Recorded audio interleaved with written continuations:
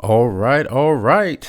It is that time. This train is leaving the station. Welcome to Advancing Digital Readiness Cradle to Career. So, I am T. Adela. Quick rundown of the rap sheet. I am an education entrepreneur. More on that in a sec.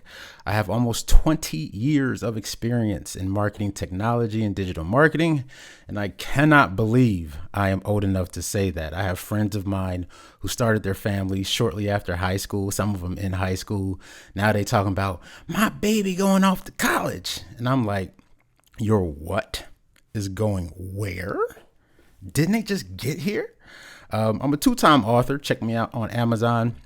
I am also a recovering podcaster. If you can't tell by my mic setup, I am somewhat of an audiophile. I also graduated from Full Sail University with a degree in digital marketing, and I run search, social media, and email marketing campaigns for national and international conglomerates like Cox Media Group, Acco Brands, and Procter & Gamble. I also teach digital marketing for the University of Miami, Loyola New Orleans, Old Dominion University, and UW-Madison. So that's a quick rundown on the rap sheet, but that's all things that I've done. That's not who I am. And I really want you to get to know me so that you understand why I say some of the things I'm about to say. So a friend of mine is a guy by the name of Dr. Murray Nozzle, and he wrote a great book called Powered by Storytelling. And in it, he goes over the grandparent exercise. So the grandparent exercise just says that in order to form deep bonds with people and really get to know them in a short period of time, introduce yourself as one of your grandparents, which is what I'm about to do. So I'm going to introduce myself in the first person as my mother's father. My name is Dr. Percy Oliver Vera. I was born in Punta Gorda, Belize in 1935. As a youngster, immigrated to New York with my family, where I attended Cardinal Hayes High School. I enrolled in the Marines and served in the Marines and the Marine Corps Reserve. And in 1966, I became the first Black professor at Sinclair Community College in Dayton. And I also founded the Culinary Arts and Hotel Management programs at Sinclair College. And in 1997, I was awarded the status of emeritus, which is the highest honor an academic institution can bestow. I also served on the board of directors for Premier Health Partners, the United Way, Children and Families First Council, Concerned Christian Men, and in 1999, I was a recipient of the Top 10 African American Men Award. I had 6 children by my bride of almost 40 years, a horde of grandchildren, and an even larger horde of mentees over the years, which was an honor and privilege to serve. So that was my grandpa. That's the man in my life. When he died, he received a declaration from the state of Ohio, which you can see on the left-hand side, and he also received a declaration from the city of Dayton. And God love him, Grandpa was a man of standards, and woe betide you if those standards were not met. Because something he would probably not tell you is that at Sinclair, he earned the moniker of No Mercy Percy. Right? So you better have your stuff together. And I say all of that to say, not only give you a glimpse into who I am, but during the next few minutes, there is a high probability that I say something that triggers you.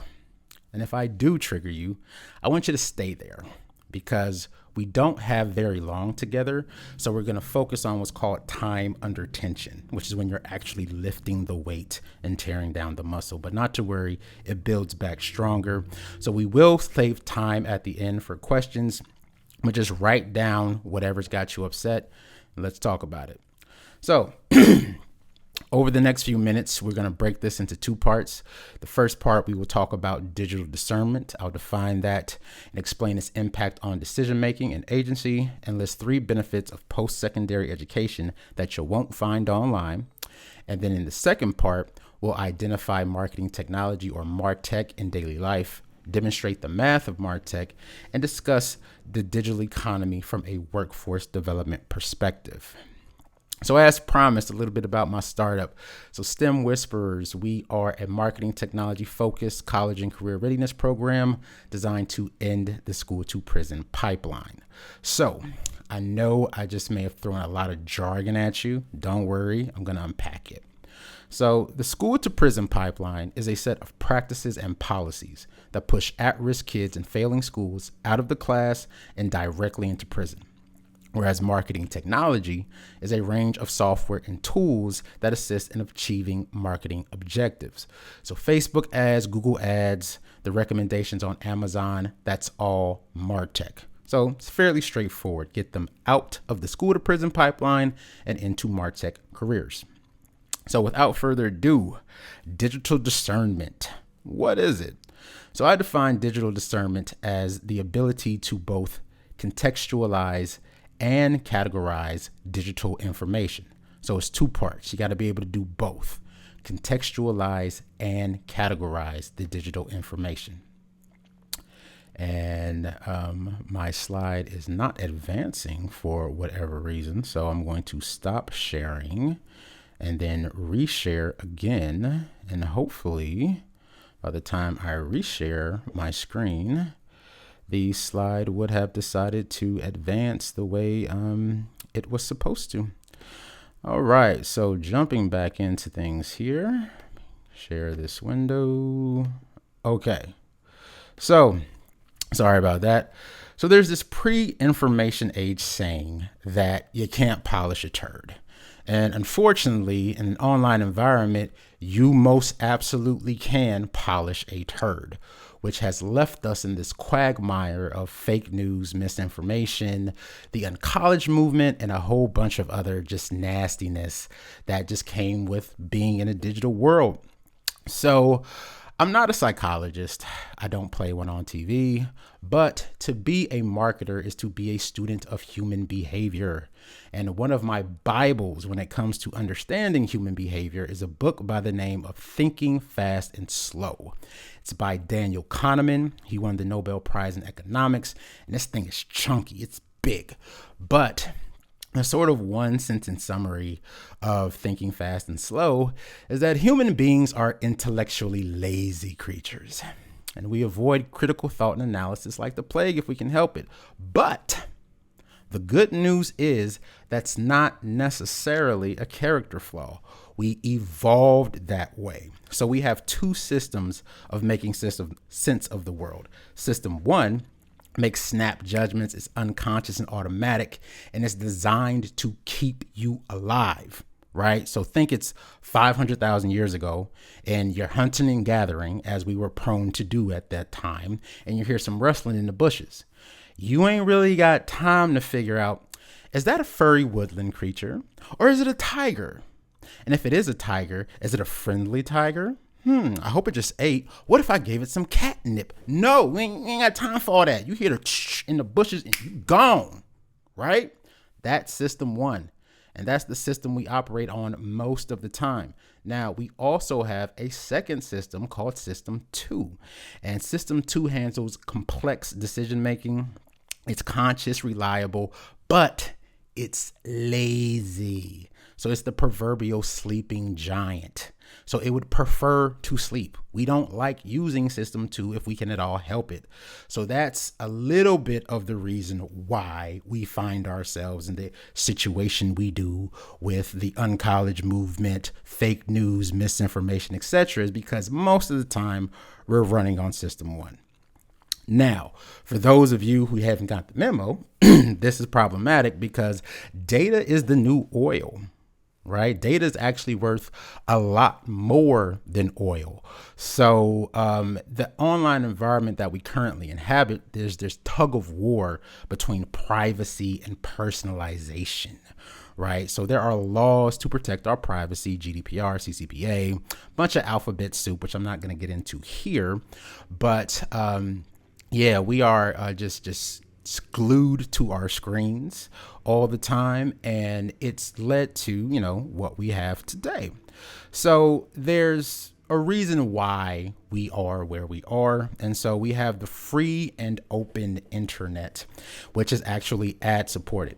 So something to understand, and this applies to both Google and Facebook, is that when it's free, you're the product. And a perfect example of this is nightclubs, for example. So ladies get in free till 10 o'clock or midnight or all night, whichever way your club does it. Why is that? That's because in most cases, not all, but most, women attract men who are more than happy to pay for the privilege of courting them. So you let the women in for free, and then you charge the men a cover charge as well as the price of alcohol. And for those who don't know, the markup on liquor is upwards of 1,000%. All right. So think about it. You can go to the state liquor store, get a bottle of whiskey for $40. You hit the club, they charging you $8 a shot. So the bottle done paid for itself after only 5 shots, and there's still that much bottle left. So you do the math, and they've marked up the alcohol 1,000%. And at 1,000% markup, as long as the liquor flowing, it makes sense to let the women in for free. And it's the same basic setup online. Google and Facebook let you in for free, and then they charge the advertisers for the privilege of courting you. So at a very high level, their sort of prime directive is to keep you using their product for as long as possible, right? Because the longer you're on Facebook and Google, the more advertising you're exposed to, the higher the probability you engage with it. The more you engage with the advertising, the more money they make. It's fairly straightforward. So we take all your personal data, target you with ads. But the issue with the way the algorithm is currently set up is something called confirmation bias, right? So it's confirmation bias. I show you what you want to see to keep you there longer so I can make my advertising money. And this leads to a state known as a content bubble. Some people also call it a filter bubble, where it's intellectual isolation and you don't get to see differing points of view that might falsify what you believe, which leads to, a whole bunch of nastiness. So there's actually a good reason for this though. Why? So this is a screenshot for a video that I'm not going to show here, but it's an old Geico commercial from 2014, one of my faves. So it starts out the way all the Geico commercials starts out. Did you know you could save money with Geico? And then the woman's like, everybody knows that. And then the other woman's like, well, did you know genies can be very literal? And so we cut to this guy. He finds a genie in his garage and he wishes for $1 million. And then the genie gives him 1,000,000 male deer, because that's what a buck is. It is a male deer. And the reason this is germane to our conversation, and so if we use Google as an example, same rules apply for Facebook. Let's start with Google. A good way to think about Google is as an information genie. It will give you whatever you ask for, but how you ask for it matters, right? So we know as human beings that the guy didn't want 1,000,000 male deer. He wanted $1 million. But he didn't want to ask for $1 million either, because think about it. If the guy drives a truck for a living or is a part-time barista at Starbucks, and then tomorrow $1 million shows up in his bank account, IRS is going to have some questions, and he for damn sure well better be able to answer them. And they ain't gonna be trying to hear, I found a lamp in my garage. That ain't gonna fly. You going to jail, right? So what he really wanted to do, he wanted to hit the Powerball, but he wanted to be careful about that too, because a not so fun fact about the lottery is that the average Powerball winner is broke after 5 years. Sad but true. 5 years. Most folks blow through all that money and are worse off than when they started. And I don't know about the people viewing this, but if you from where I'm from and you get up on TV with a cardboard check talking about some, look, y'all, I won $100 million. They're going to find out where your people stay and kidnap your mama. Be done snatch one of your kids out daycare. You don't want them problems.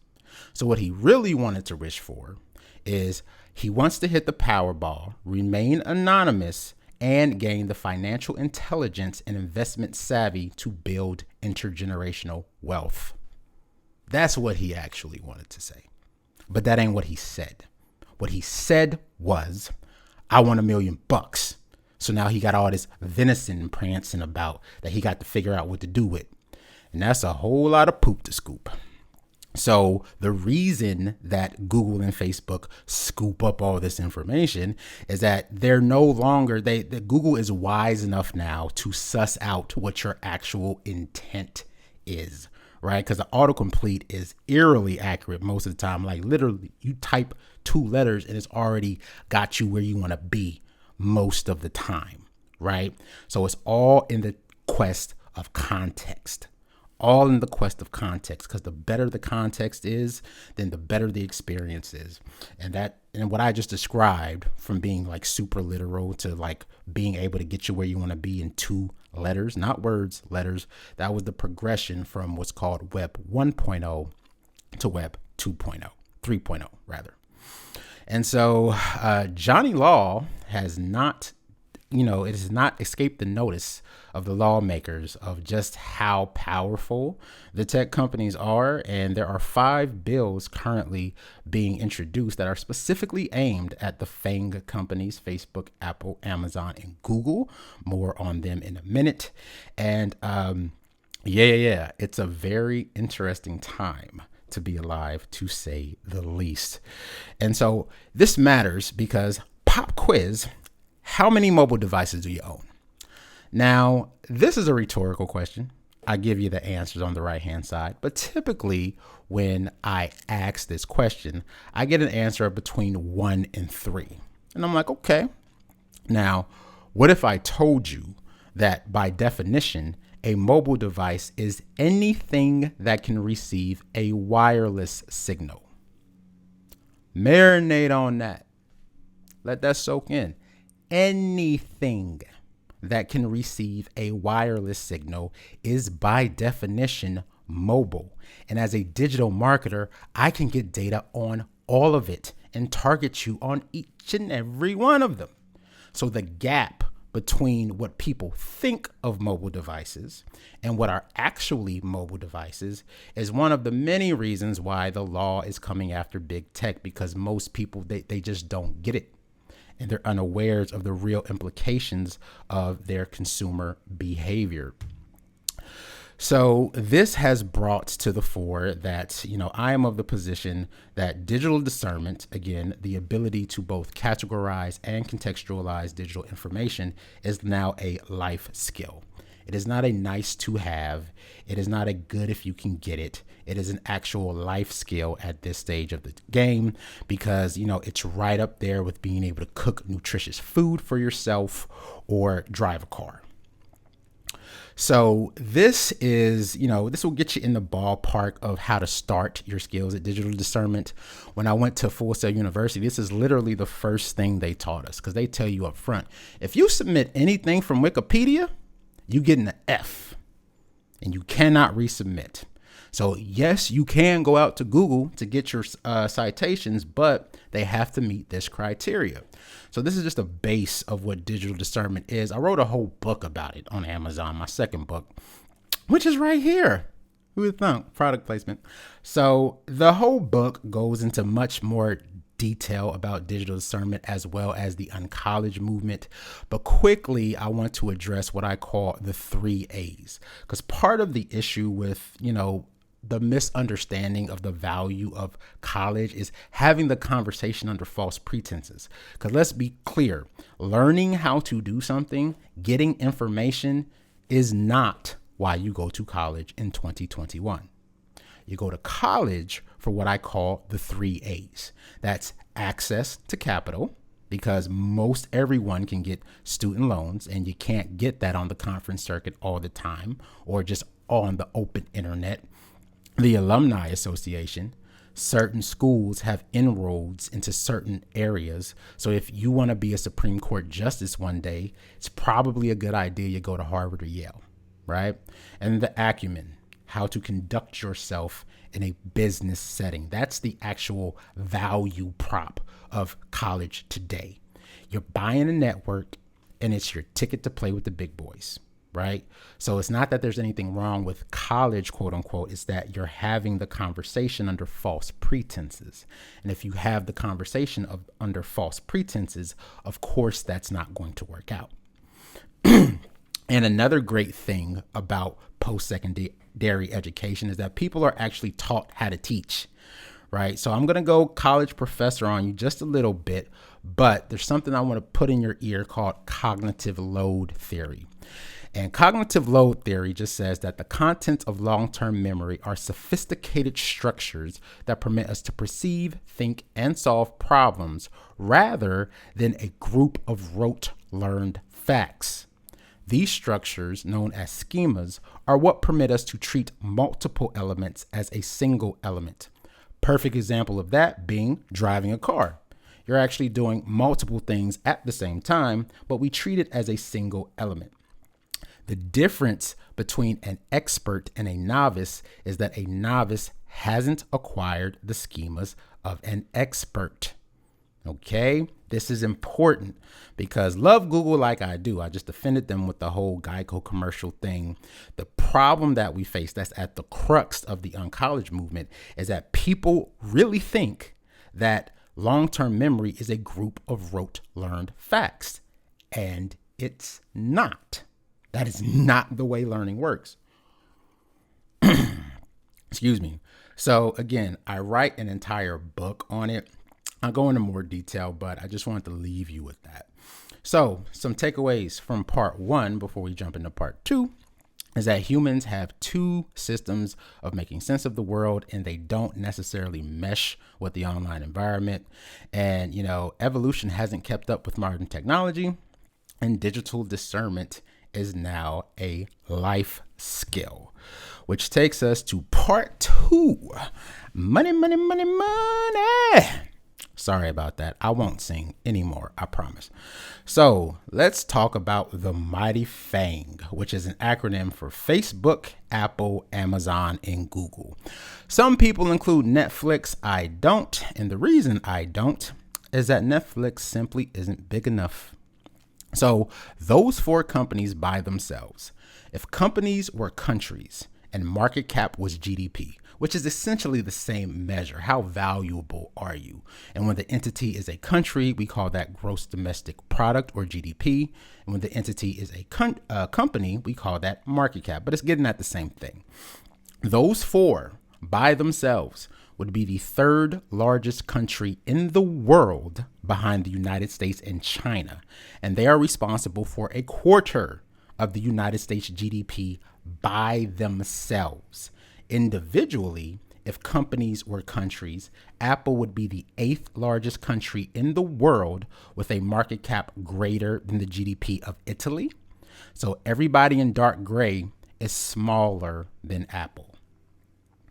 Think about that, okay? Amazon would be the 15th largest country in the world with a market cap greater than the GDP of South Korea.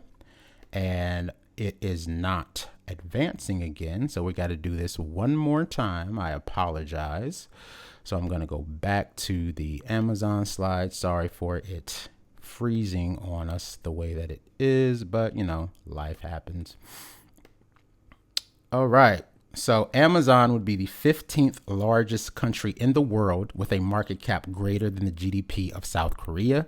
So everybody in orange is smaller than Amazon. MacKeeper, which is the source of this in the top right, they did not do a chart for Google for whatever reason. I don't know why that is, but Google would be the 17th largest country in the world with a market cap greater than the GDP of Australia. And the scandalous Facebook, all in the news with a New York Times expose, they would be the 26th largest country in the world with a market cap greater than the GDP of Turkey and right behind oil-rich Saudi Arabia. So when we say big tech, it's really, really big. And if you hop on over to the link at mackeeper.com, got a question for you. Who's missing from the top 30 list? FinTech, EdTech, every other tech. MarTech is the single largest sector of the digital economy, period. And the reason I'm driving this home is because STEM education is still largely framed through an industrial age lens, which is not to say that there's no value there, but by virtue of the fact that this framing and a lot of the careers that it pushes kids towards are rooted in another time, there's often no accounting for MarTech. Because let's keep it a band. We say STEM, science, technology, engineering, and math. But if STEM was the pop group Destiny Child, then math would be Beyonce, coding would be Kelly Rowland, and then the other two letters would be the other two girls from the first group that can't nobody remember who they are. Right? So academically, it's math, math, math, math, code, code, code, code. And the reason we push that way is because from a workforce development perspective, we want to produce engineers, specifically software engineers, mechanical engineers, and electrical engineers. And again, there is value there. I'm not trying to say that there isn't value there, but when we're talking about a sector and companies that are the size of literal countries, guess what else they need? They need marketers, they need project managers, they need technical writers, but STEM education isn't tooled that way. It's just math, math, math, code, code, code, so we can make an engineer out of you. And then you have children like myself who just flat ain't interested. I would rather eat glass than have to code for 8 hours a day. And right now, if a kid doesn't want to code or isn't the best at math, they're shunted off to the skilled trades to go swing a hammer or turn a wrench, which again, nothing wrong with that. But it's too narrowly focused and it alienates kids. And I was that kid, which is why I brought STEM Whispers to the fore. More on them in a little bit. So that brings me to the whole STEM versus STEAM debacle. And my position is that if your storytelling sucks, none of the tech matters. So the ability to craft a compelling narrative, which is 100% an art, is baked into MarTech, which is why I'm called STEM Whispers, not STEAM Whispers. It's baked into it. It undergirds everything. And for those of you who don't really understand the implications of this is a screenshot from this is actually last year's State of Marketing report from Salesforce. They're one of the larger CRMs, customer relationship management platforms. Look at what's at the bottom of the list.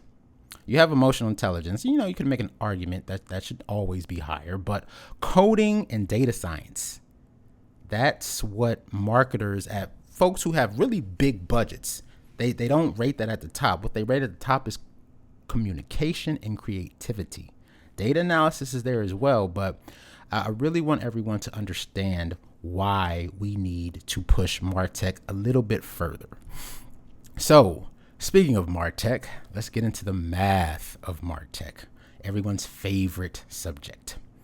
So what if I told you that when it came to bottom line revenue, email is the undisputed heavyweight champ of digital marketing? Not social media. That's right. It doesn't get as many headlines as its scandalous cousin, but email is the undisputed heavyweight champ of digital marketing. And the reason for that is simple. The person most likely to buy from you is someone who has bought from you before. And email is tailor built for what we call retention marketing, which is keeping the customers you already have. It is easier and often more profitable to make a repeat sale than it is to go out and get a brand new customer. And email is a beast at that. And email undergirds everything in the digital economy. To not have an email address is the equivalent of being homeless. I mean, think about it. You can't do online banking. You can't sign up for social media. You can't sign up for a lot of things without email. So this is a flavor of what the kids are going to learn in the STEM Whispers program. It's going to be math in context. So in marketing, we have a foundational concept known as the funnel, and it just describes moving someone from awareness through loyalty. And then we also have something called the value ladder.